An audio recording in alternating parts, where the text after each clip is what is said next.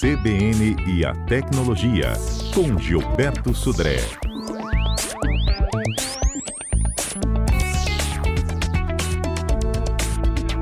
Repetindo aqui a enquete para o Gilberto acompanhar como os nossos ouvintes estão votando, a gente pergunta o que eles têm em casa hoje de aparelhos que não estão em uso, né? É isso mesmo, Fernanda. E as 4 opções que estão disponíveis lá nas nossas redes sociais são as seguintes: celulares, videogames, câmeras fotográficas ou aquele DVD, MP3, CD player. Nesse momento, quem tá liderando aqui, gente, lá no Instagram pelo menos, é um perfil, tá, Gilberto? São os videogames, 65% dos nossos internautas. Outros 30%, celulares. No Twitter, quem está ganhando é DVD, MP3 e CD Player com 50% dos votos, 25 e 25 empatados entre celulares e aqueles que têm câmeras fotográficas antigas em casa. No Twitter, ninguém disse que tem videogame antigo, Fernanda. É isso. Gilberto, bom dia. Bom dia, Fernanda. Bom dia, ouvintes da CBN. Olha, surpreendente. Para mim, eu tinha apostado que ia dar celular no topo das duas pesquisas aí, viu? Eu também. Eu ia, se fosse para apostar, eu apostaria que o celular ganharia ali tranquilamente. E DVD e videogame realmente me surpreendeu, mas muito interessante, muito interessante. Exatamente nessa questão, viu, Fernanda? Uma dúvida muito comum, né? É que como é que a gente vai guardar esses equipamentos? E uma vez guardados, né, por longo período, será que eles vão se desgastar, né, nesse caso? Então, existe sim desgaste nesse caso, né? Ou seja, mesmo desligados, os eletrônicos continuam suscetíveis, né, a fatores aí como umidade, como poeira, né, e outra deterioração pelos componentes internos dele lá para isso. Então, tudo isso pode comprometer, né, o funcionamento do aparelho. E aí não tem exatamente um prazo, né, de que o equipamento pode apresentar falhas, mas é interessante ter alguns cuidados em relação a isso. Então, o que pode afetar, né, nessa situação? Primeiro, oxidação e corrosão, principalmente em locais, a gente mora aqui na beira da praia, né, ou próximo de mar, né, e exatamente a oxidação de partes metálicas internas, aí, como conectores, placas, né, pontos de solda, podem oxidar, aumentando o mau contato, né, e aí, com isso, fazer com que o aparelho apresente algum tipo de falha, né, para isso, né. A outra questão é a condensação de umidade. Quando eu armazeno esses equipamentos num local que varia bastante a temperatura, eu posso ter uma condensação, né? Ou seja, pequenas gotículas de água dentro do aparelho, né? E isso pode causar curto-circuito, né? E principalmente se o equipamento for religado depois de algum tempo, né, para isso, né? Outro problema é a poeira, né? A poeira pode bloquear canais de ventilação, entupir saídas de ar, né? Ficar, inclusive, sobre equipamentos ou componentes eletrônicos, que pode levar o risco de superaquecimento no equipamento para isso, né? E também, obviamente, a vida, né, útil do aparelho também pode causar uma degradação dos componentes, principalmente capacitores, são equipamentos, são peças, né, os elementos eletrônicos que vão fazer e que podem ser, que com o passar do tempo eles vão ficando velhos, né, e podem entrar em curto. Então essa é uma outra questão. E aí no caso de, principalmente a parte de DVD e CD, né, que tem peças mecânicas, que tem aparelhos com partes móveis, né, para isso, como motores, por exemplo, eles precisam de lubrificação. E com o tempo, essa lubrificação pode ressecar, daí parar de funcionar para isso. E, obviamente, que a bateria também é uma situação, a gente já comentou aqui, a bateria é um processo químico, né, que tem tempo de vida, né? Ou seja, mesmo que eu não use, né, ela vai se desgastando ao longo do tempo, né? Ou seja, esse processo químico vai sendo consumido ao longo do tempo. E aí, depois de um certo tempo, ele simplesmente não funciona mais, a bateria não carrega mais nesse caso. Então,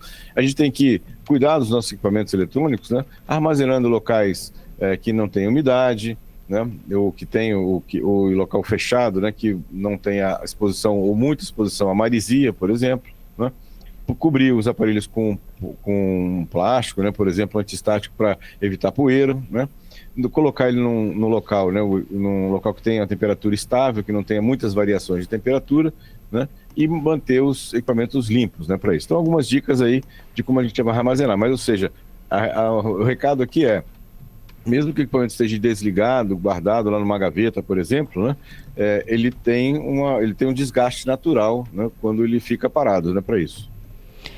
E pior se a gente esquece, inclusive pilha dentro, né?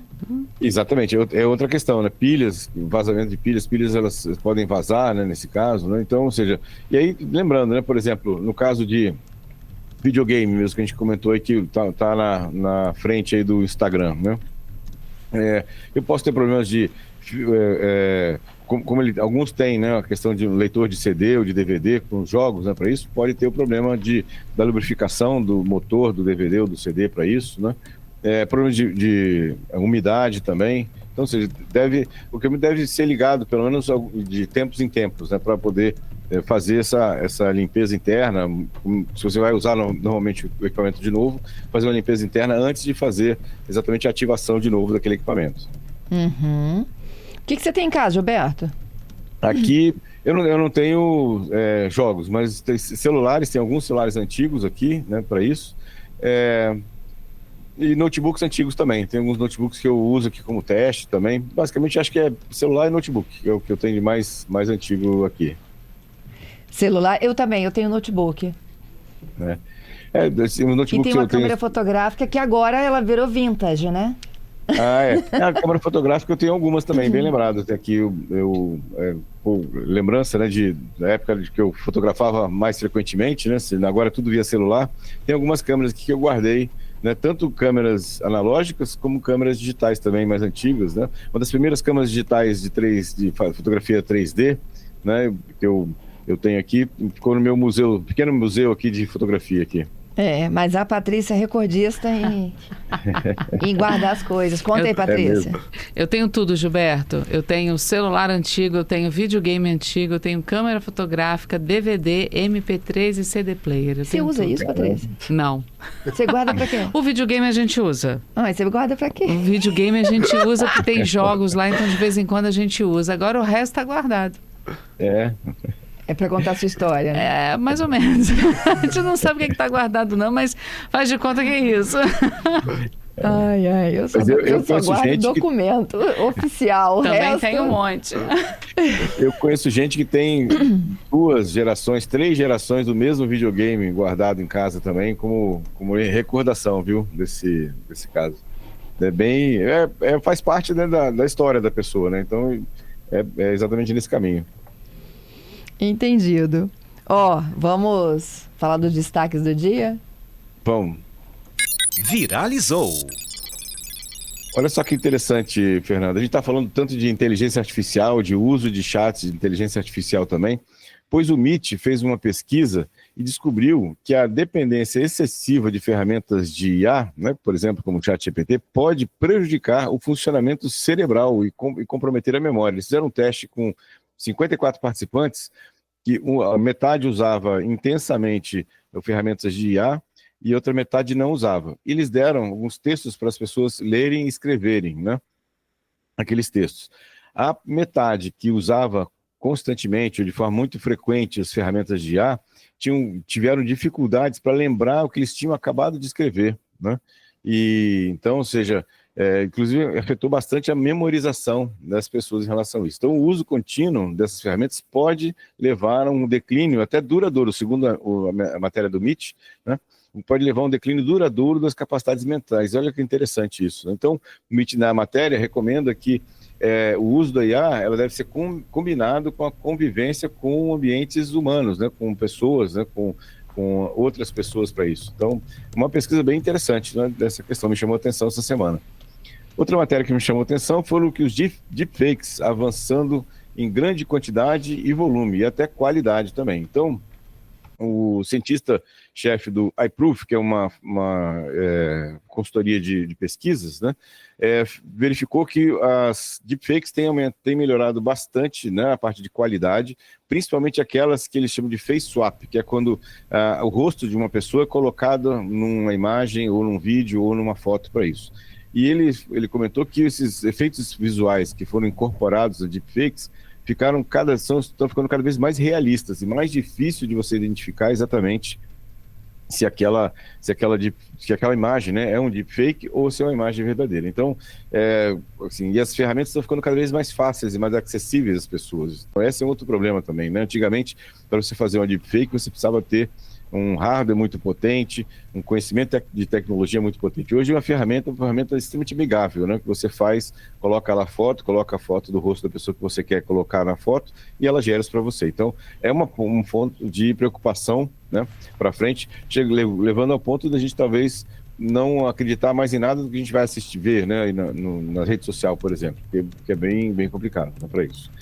E a última notícia dessa semana, isso especificamente para quem usa o Windows 10. A gente já falou aqui que o Windows 10 vai encerrar o seu suporte no dia 10 de outubro de 2025. Então, esse ano, né, a partir do dia 10 de outubro, o Windows 10 não receberá mais atualizações ou correções.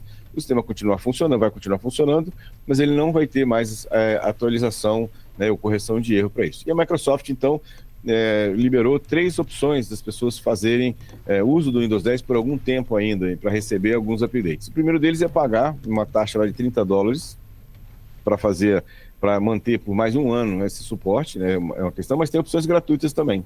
Uma delas envolve você fazer o backup do Windows, ativar o backup do Windows. Isso você vai ganhar mais um ano de atualização do Windows, né, para isso, né, nessa questão. E também você pode fazer o Microsoft Rewards, que é uma parte de algumas atividades que você faz no Bing, né, no Xbox, no Edge, e aí você ganha também algum tempo. Tudo isso vai aparecer numa mensagem, né, a partir de julho desse ano, né, para os usuários do Windows 10.